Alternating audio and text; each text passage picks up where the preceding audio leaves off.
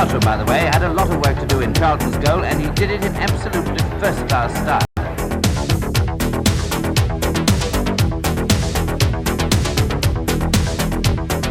It's reported that the Bolton players took tranquilizers. Looked as if she could do with one too. And a slowed-down camera shows the brilliance of a Hopkinson save.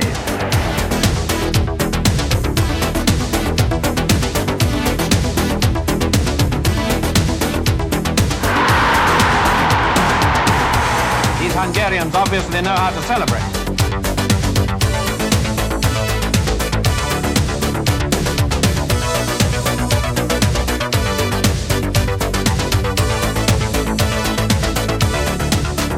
It was a typical Bromolar excursion, that.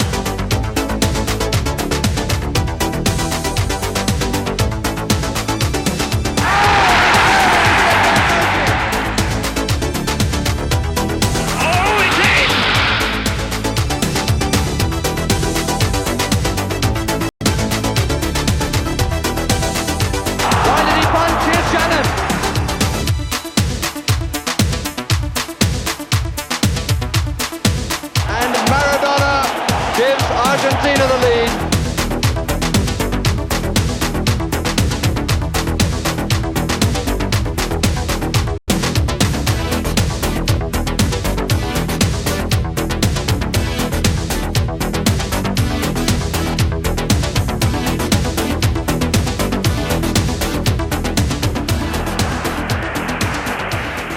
And England really are controlling this. Nearly 10 minutes gone, no score. Carlos Alberto. That's dangerous. Giardino. Already left Cooper standing. Pelé! What a save! Gordon Banks! Pick that out of the net. And that's the danger for England. Sent by a quick raid. And this the save of the World Cup. Gordon Banks' save from Pelé in the 1970 World Cup finals will forever live in the memory. Perhaps the greatest save ever made. Paulo César. Oh, he hit it well.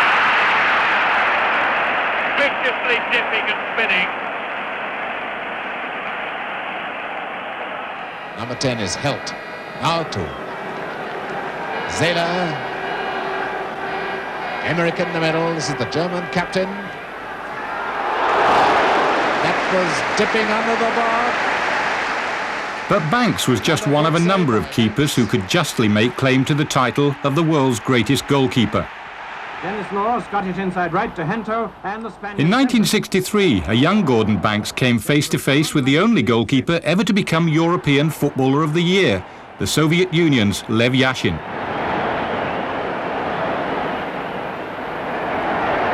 Gordon Milne has a go.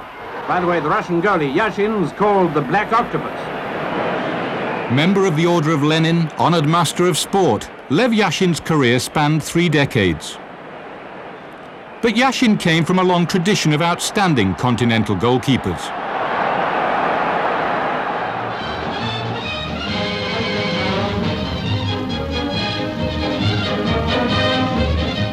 Then Hungarians kicked off, and at once the white-shirted English team were given a dazzling example of first-class football.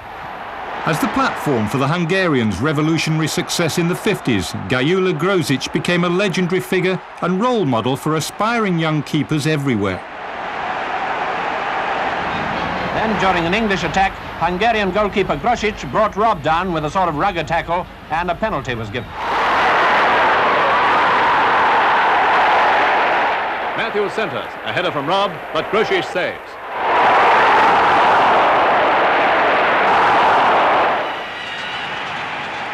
At first, Joseph Sepp Mayer's ungainly style and distinctive dress attracted ridicule. Oh, and that was swerving and dipping. Law, a bad pass. With his large rubber-faced gloves and outsized jersey, he looked to be made up of spare parts. Rebound.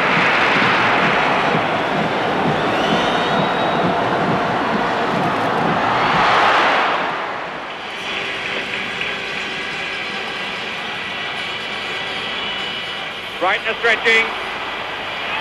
Oh, and another good save by Sepp Meyer from Tremici. But Meyer was a model of consistency, a goalkeeper supreme. He proved that the old art doesn't just cater for a conventional style and physique.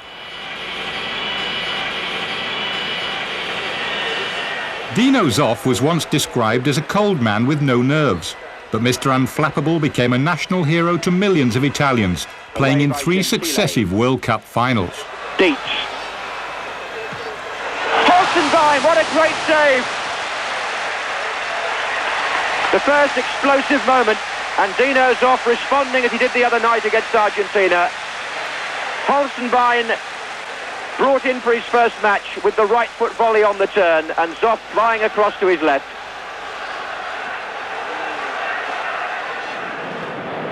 Everton and Wales' Neville Southall has maintained a level of consistency and brilliance few goalkeepers could match. Barnes is a long way away on the left, but he's the freest player. Well found. Brings Southall down to the near post. Now Houghton delivered that quite beautifully, and Barnes was perfectly ready here with his left foot. It was slightly deflected off the defender anyway, which made it an even better save. Now can John Barnes add to that total? He's kept the ball in, he's got Rush in the middle. Still Barnes. And Southall makes the save, as he's made several. Barnes deprived there. Venison. Rush. It can still work for Barnes here.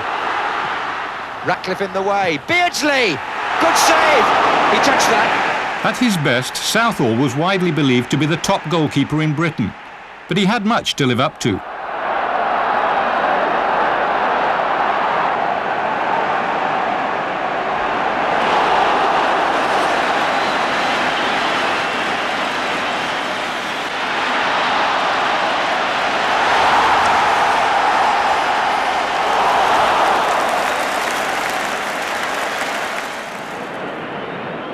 Perfectionist, dreamer, loner, workaholic, dedicated.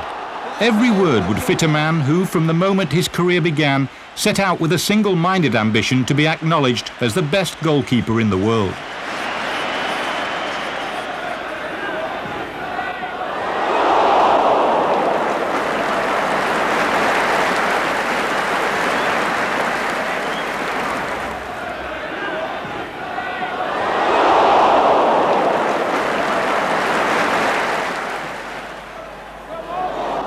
This is Wallace.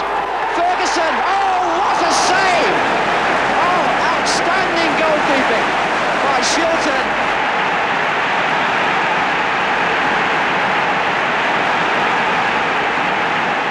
He started it, wants the ball back in midfield. Here he is. Beardsley got goal side briefly. Nawrocki. Ashika, it's a good cross and a good save. Chikanovsky again with a header.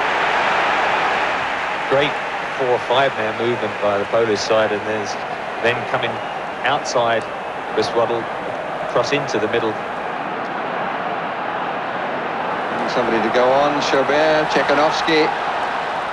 Stopped by Walker. Oh! Thumping drive and turned away by Peter Shilton. Really, that was hugely well struck. And a very good save.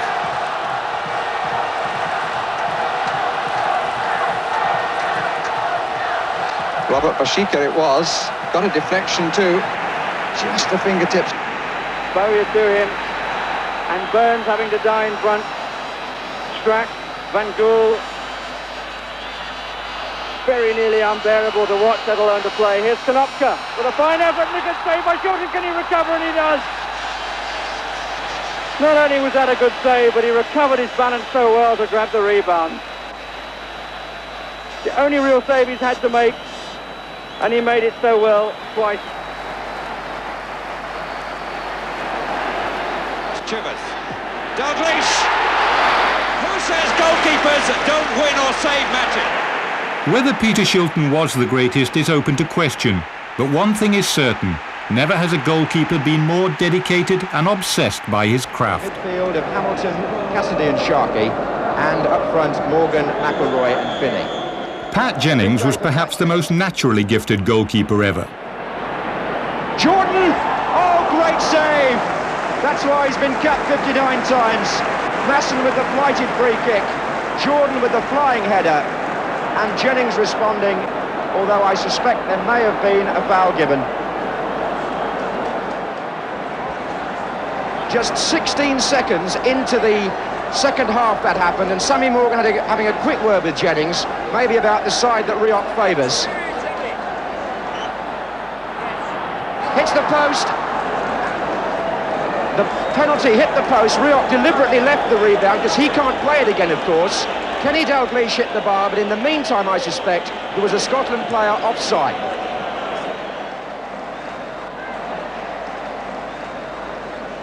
Here's Dalglish. Johnston just inside. There he is. Hunter doing well. But here's Masson. Oh, good save. Elastic arms by Jennings. Just somehow stretched out the right hand and stopped it dead. Masson must have been thinking he was on to his second.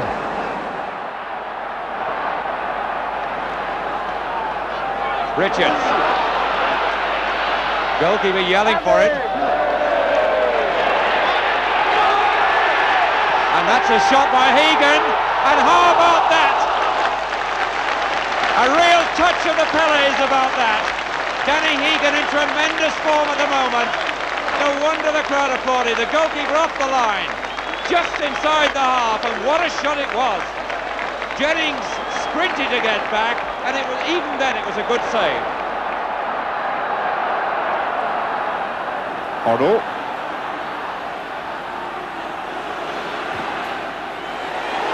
And Pat Jennings pulls off a save which could prove important from Glenn Hoddle.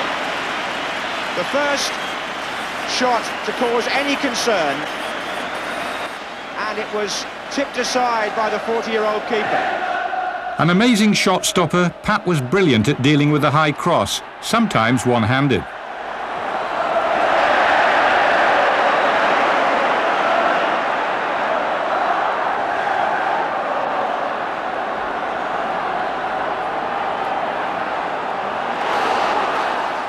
He also had an amazing ability to save with his feet. And still, good run by Dixon this, and deflected, and Jennings saved with his feet, which he's done so many times throughout his career. Lineker. Stevens. And Dixon is coming in here, and Jennings has somehow got that over the top. What a fine save, and Billy Bingham again has to thank a goalkeeper who's put a completely different complexion on the phrase middle-aged. Dixon got up between the two defenders, and how Jennings got back and turned that over with one hand, he will doubtless explain later. Cool enough to dribble his way out of trouble, Pat performed with what seemed to be a totally unflappable temperament. Pat Jennings had qualities all goalkeepers need on occasion.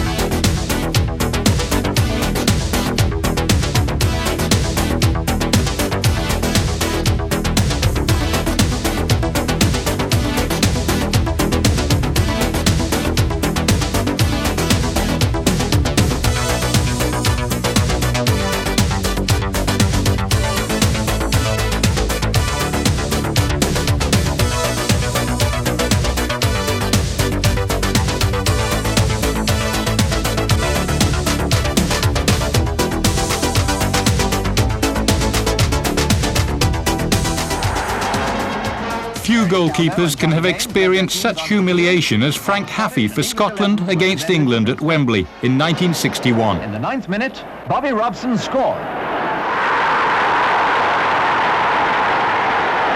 Then after 10 minutes, Jimmy Greaves put England 2 up. Before half-time, a third, and slow motion shows a mistake by Haffey, pounced on by Greaves. Sharp free kick. Happy fumbles, a Douglas shot, and it's 4-2.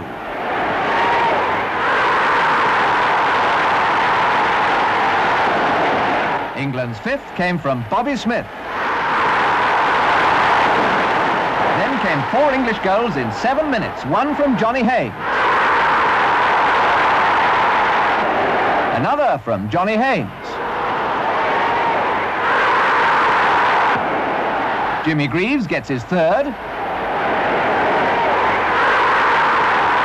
Duly noted by Scots, not to mention Italians, and Smith again with England's ninth. Sadly for Frank, he just happened to be in the wrong place at the wrong time, and as a result, never represented his country again. England might have made it 10. Big Joe Corrigan had problems settling in at Manchester City, following as he did in the footsteps of such legends as Frank Swift and Bert Troutman. Joe had the added misfortune of having to live down this memorable moment against West Ham in 1970. Straight back from Boyce. What a goal! What an unbelievable goal! Joe Corrigan would recover from this fiasco to claw his way back into the hearts of the City fans with a mixture of unbelievably hard work, dogged determination and a self-inflicted diet. In 1975, Fulham's Peter Mellor earned his reward for years of solid professional goalkeeping by reaching the FA Cup final against West Ham. Alan Taylor! Poor Mellor would never be allowed to forget his failure to hang on to the ball on 2 vital occasions. And Taylor again! Some goalkeeping errors will forever remain mysteries. Houseman, Buick scored!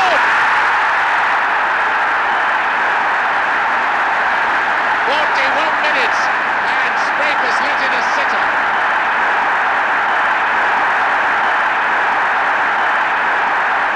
Jordan and McFarland. Oh, Jordan left him. Good play by the big Scottish striker.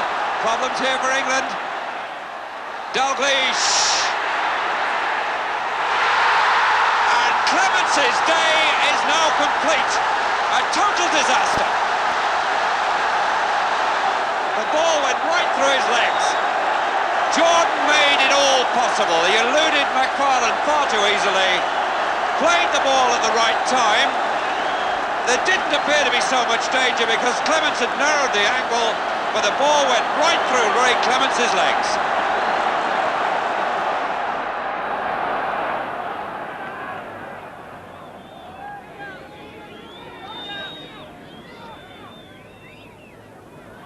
Banks being driven left, and was that a foul? The whistle hasn't gone. Best, and a foul given. Fascinating piece of football thinking by Best. The unconventional brilliance of George Best in robbing Gordon Banks of the ball was a warning to all custodians of the importance of keeping their wits about them at all times. And it's Crosby coming round the back, and Dibble got it at the second attempt. Oh, and Crosby's pitched the... Oh, has he given the goal? He has! My word! Gary Crosby! And Dibble is livid. This is what happened. Well, the ball was only resting on one hand. Was it in his grasp? The referee said no.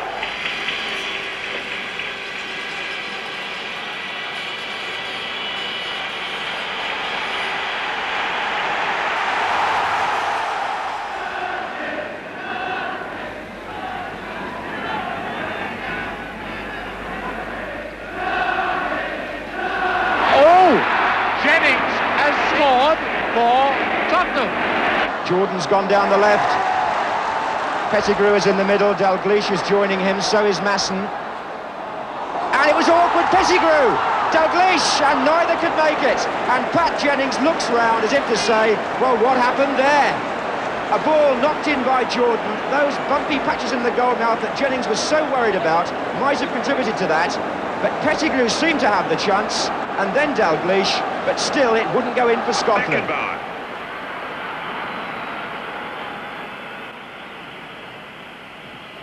Oh, it's in! No!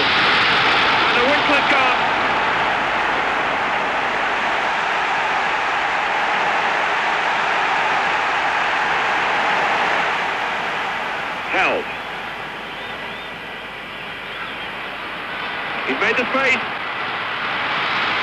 And Muller nearly got there. The Italians are in so much trouble. That was a foul on the goalkeeper. Or was it a foul by the goalkeeper? It's given against the goalkeeper. They're so panicky now and uncertain.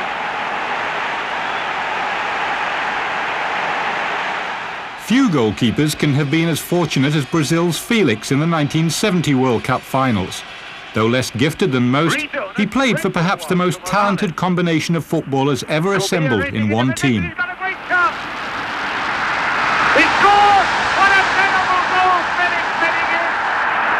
And what's the foul? And this is where Felix was completely flummoxed as Kobeas controlled the ball well, but I think he thought it was going wide. He makes no attempt to stop it, and as he watches it, too late does he realise it's going into the net. Czechoslovakia's Wilhelm Schroef, brilliant up to the final, had the misfortune to play against Brazil's magical talent in 1962.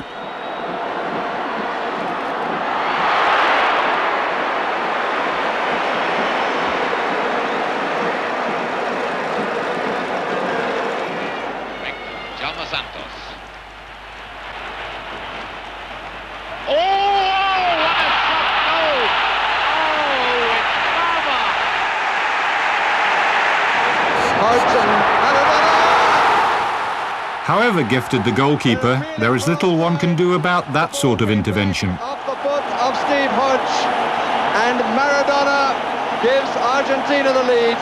The England players protesting to the referee. But the little man who started it by walking past Glenn Hoddle, that's where the ball came from Hodge. Maradona had continued the run forward. Brian Clough called Jan Tomaszewski a clown, but keeping the ball out of the net is really all that matters. Hughes, Torrey. Why did he punch? Here's Shannon. Inside netting. Ungainly, unorthodox, often living dangerously, the style suited him, and he went on to make a memorable impact on the 1974 World Cup finals, becoming the first goalkeeper to save 2 penalties in the tournament's history. Very good in this match. Good return ball, and he's got a chance. And a penalty. He looked as though he'd taken it too far and brought his man down. So Uli Hoeneß, who scored from the penalty spot against Sweden, with the chance to do so against Poland. And he saved it again, Tomaszewski. Peru's Ramon Quiroga was considered as mad as a hatter, but he was capable of the extraordinary. Burns, Jordan, what a fantastic save by Quiroga. Jordan looks at the rest of the team in astonishment, and no wonder he patted the goalkeeper. Masson's corner, knocked on by Kenny Burns, who won it in the air. There was Jordan. Still Boniek. Bunthal making a run. Still Boniek. And still. Oh! Well, eccentric is the word that's often used for Quiroga. Test him he does. Lato. Oh, dear me. He really hit it well. Whoops. And Quiroga was grateful to see Jamuda hit that over. Jawacha. Malarek. He's got something to make up for now. He's made up for it well. That was a good ball. Lato coming in from the back. And here's Jawacha. Great save by Quiroga.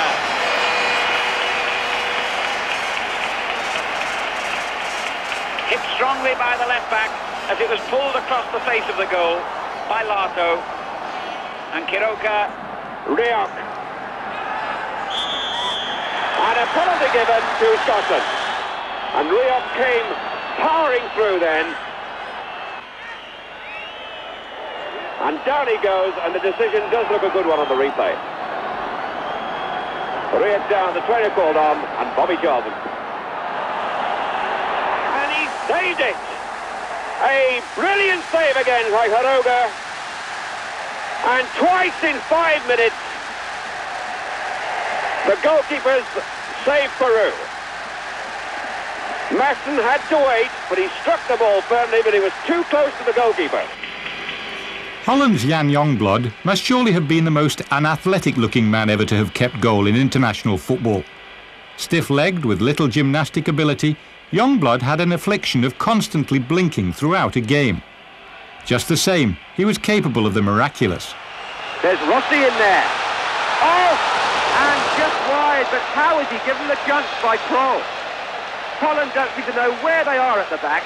The goalkeeper's only just come on, you can't really fault him. But Kroll there lost all contact, and Rossi went close to making it 2-0. Pettiger gets up. It's come to Benetti! Good save by a man who's only just come on. And right at Benetti to test the new goalkeeper straight away from over 20 yards.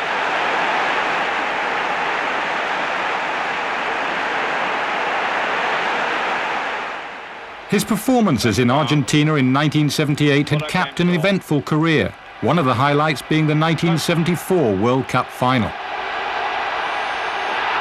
One half to Pope, he's clear! Youngblood produced a moment that even Gordon Frank would autograph. It was a fine, fine save. Pope's right clear, Youngblood giving him as little as possible to shoot at. Bruce Grobbelaar's antics have been the centre of debate since his first appearance in Liverpool's goal in the early 80s. Chances here, McCall's there, and Grobbelaar wasn't sure. And it was Ian Wilson who got closest to the loose ball. The two subs were both involved in there.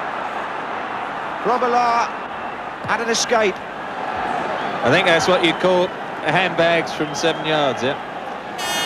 This was the earlier cross. Trevor Stephen whips it in, and the hand going up from Stuart McCall just put Bruce Grobbelaar off. Forward by McDonald. Grobbelaar's coming out to meet Sharp, and this could be interesting. Sheedy's in a good position.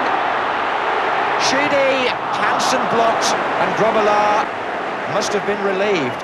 Well, Grobbelaar hadn't had too much to do. I don't know whether he was getting a little bored back there, but he went a long way and was out of his ground for a few dangerous moments. Never has a goalkeeper who has won so much in the game been the centre of so much controversy and criticism.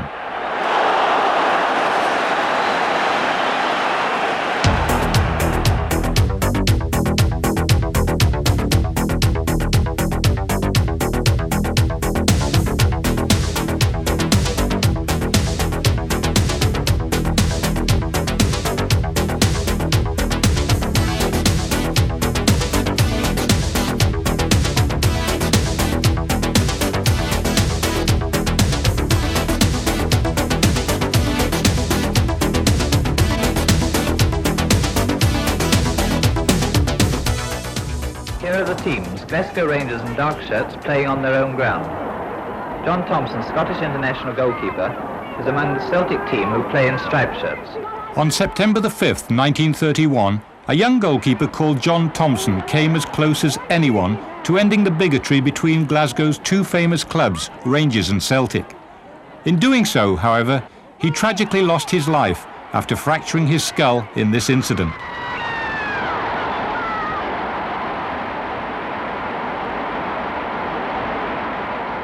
At first, the Rangers supporters didn't appreciate the serious nature of Thompson's injury, but in fact the young lad from Fife had become the first goalkeeping fatality.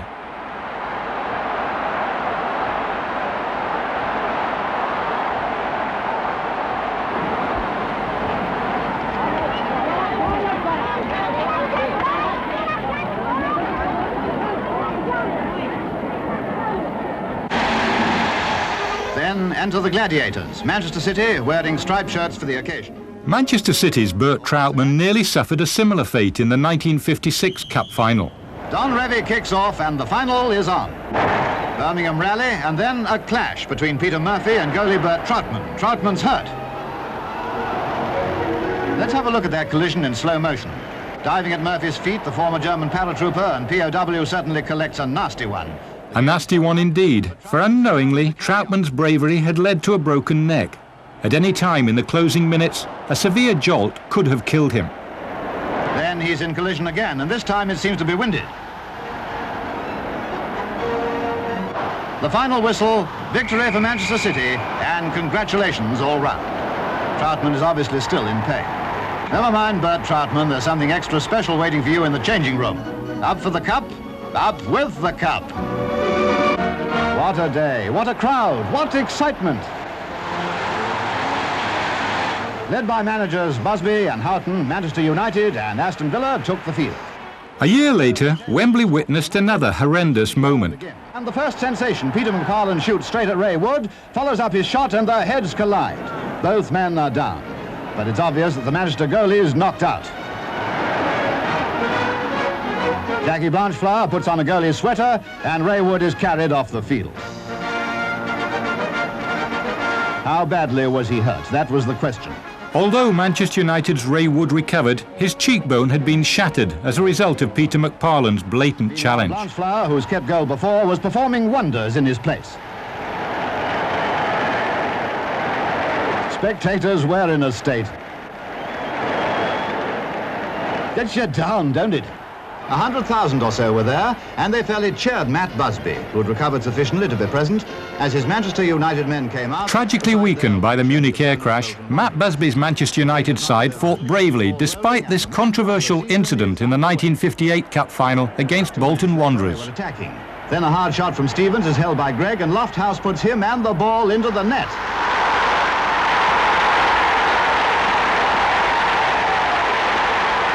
Gregg's obviously hurt. Watch it now in slow motion. In comes the shot, but before Gregg can get his balance and turn round to clear, Lofthouse charges in. Harry Gregg is down and the players gather round while the trainer works on him. Happily, he's not badly hurt. Amazingly, referee Jack Sherlock decided the challenge was fair and allowed the goal to stand. After a few minutes, the match gets going again, with Bolton now 2 up. Gregg's evidently all right and being kept pretty busy too.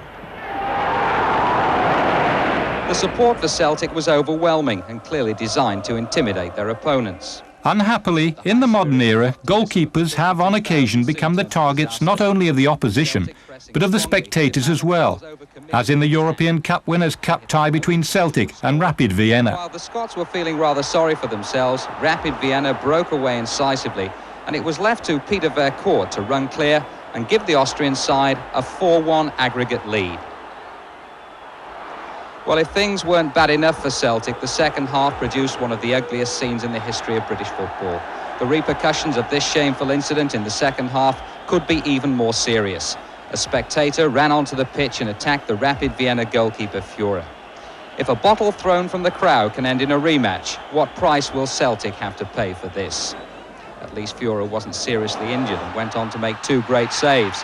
Tommy Burns was the Celtic player who came closest to scoring on both occasions. So Celtic go out, and another disgraceful attack by one of their so-called supporters, a kick there on goalscorer Peter Vercourt at the end. The likelihood is that Celtic will be banned from European competitions. Perhaps the most bizarre incident involving a goalkeeper occurred in the crucial World Cup qualifying match between Chile and Brazil in Rio de Janeiro.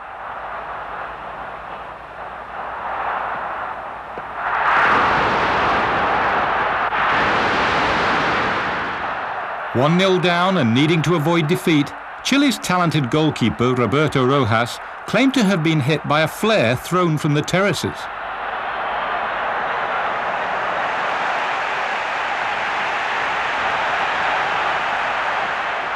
The game was abandoned after 70 minutes. Rojas would later retract his claim and as a result has been banned from international football for life.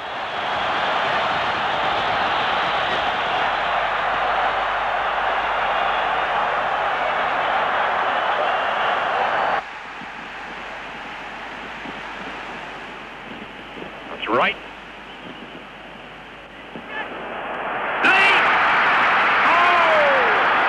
Good save. And Lee took advantage as well, and he caught the goalkeeper as he followed through, but he had to go for that. It was a 50-50 ball. Happily for Brazil's goalkeeper Felix, Francis Lee's challenge did no lasting damage. By taking up such a good position, and what a good cross. Hurst couldn't get there, Lee following through. Good save, and he had to go again, as you can see. A pure 50-50 situation. In the Hall of Goalkeeping Horrors, the challenge of West Germany's Harald Schumacher on Patrick Battiston of France must go down as one of the worst incidents on record. Schumacher's challenge left Battiston needing oxygen to be revived, and at one point there was a serious fear for his life. Schumacher's actions went unpunished. The game itself went to a penalty shootout, earning West Germany a place in the 1982 World Cup final, which they lost.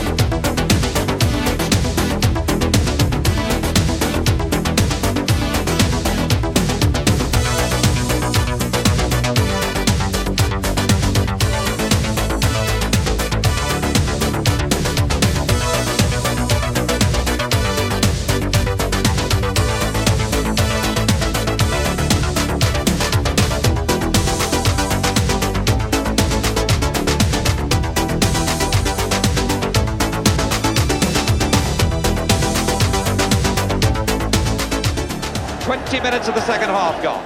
There are times when goalkeepers know instinctively that it is going to be their day. Jones.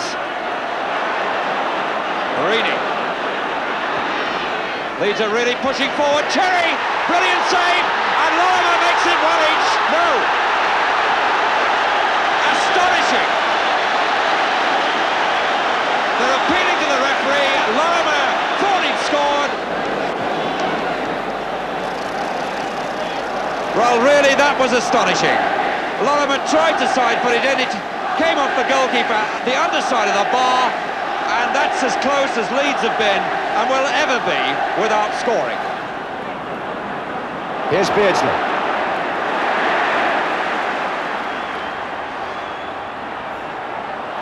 This is Houghton. Barnes is waiting, but so Owen Barnes is still there against the post. And away by Vinnie Jones. John Aldridge had the first opportunity from the cutback, as you'll see from this. This is McMahon. Hansen. Oh, and Alan Hansen gets a return, and well stopped by the legs of Dave Besant. Not often you see Hansen in a scoring position, but he played a lovely 1-2 here. The Liverpool captain coming from the back. Returned to him by Houghton, and Besant stops it with his right knee. Dalglish intense, because there are one or two breaks here going against Liverpool. There is Aldridge, Beardsley, well, he might score here. Penalty. Goodyear on Aldridge. Wimbledon protest at the decision.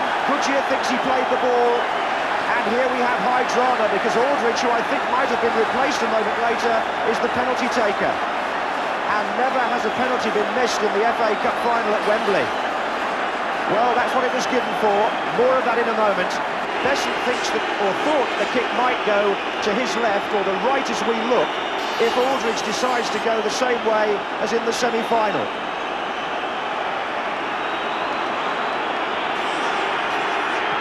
He did, and he saved it, and made history.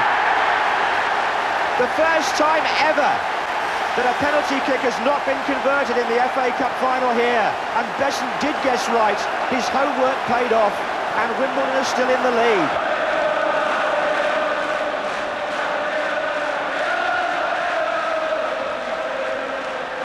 And Case through the middle for Michael Robinson. Can he beat Moran? He can. Can he beat McQueen? He can. There's somebody to his right. It's Smith, and Bailey is saved, and the flag stayed down. What an amazing opportunity for Brighton to win the cup, and how sadly wasted. Michael Robinson got through here against the central defenders and beat them both. He gave Smith a marvellous opening, and Bailey blocked with his legs. Give the goalkeeper credit. And that is the last incident in a quite dramatic FA Cup final, which goes to a replay for the third year running. Won by Crooks. And here's Archibald. He's gone past Corrigan. He's got Brook in the middle. Can he turn it in? Brook again. And they had people all over the place on the line. Tremendous cover behind the goalkeeper. And Spurs saw the possibility there of the equaliser. At last they got past Corrigan, but look at the cover behind him. Ardiles. Hoddle. Great stuff from Hoddle. Corner. Corrigan must have tipped it over. What a good save. And what a fine shot.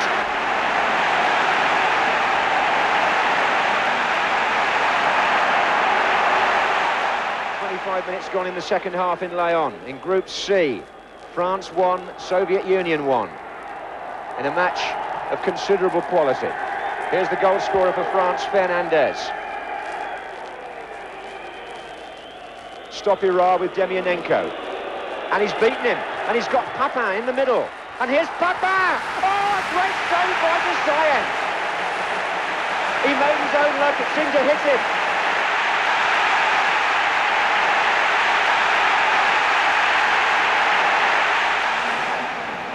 Hoddle poised. 5 players coming from the left. Hoddle takes! Good save! Well, that's the best free kick that Glenn Hoddle has hit that I've seen in this championship. That may well have crossed the line, no play on. Kubiak gets it into the middle well, and it comes out to Oblitas. And here's Cueto. Leguia. Oh, Larota so well. Appeared from nowhere between those Polish defenders, who must have felt they had it covered then. The goalkeeper and at least 2 defenders seemed to be the right side of the ball, and Larota, as Leguia set it up there, somehow got in between them, took it from one of them, and the shot produced that good save. And the fella is sunny again. He's an incredible man how he'll just take these snapshots from midfield, and look what he thinks about it. Mojica. It's a great save by Felix from Slovenia. Brazil is 6th and 7th at the moment.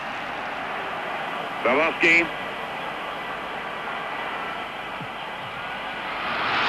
That was deflected, and it was a very good save.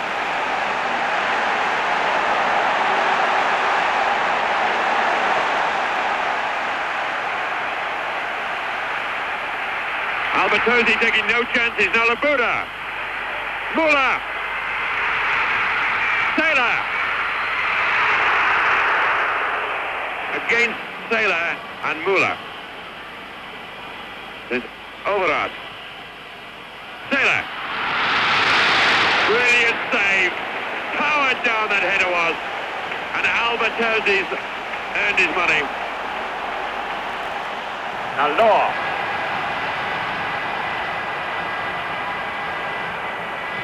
And Muller against Newton. A chance for Germany! Well, Beck's got the OBE, Benetti will be 90.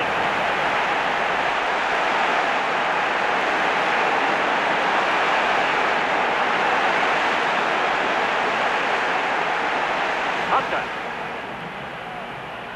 Beckenbauer.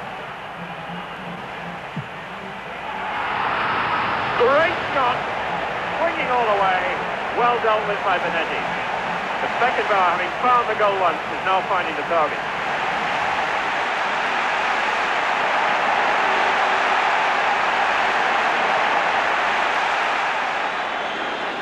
Macari and McGrain in the wall.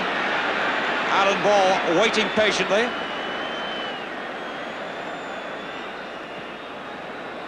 That was Shears, and a brilliant save. Chivers found the room, got away from Holton, a fine header, and an equally fine piece of goalkeeping by Alistair Hunter.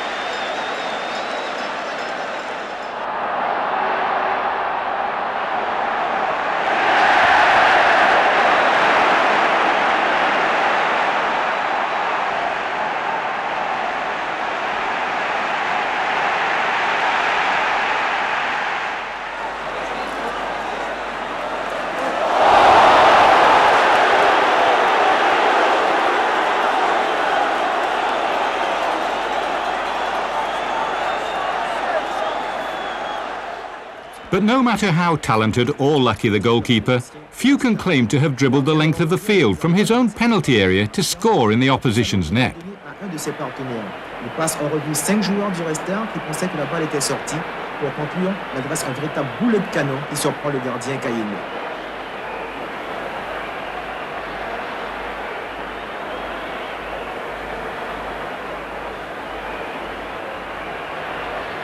Vraiment un but exceptionnel.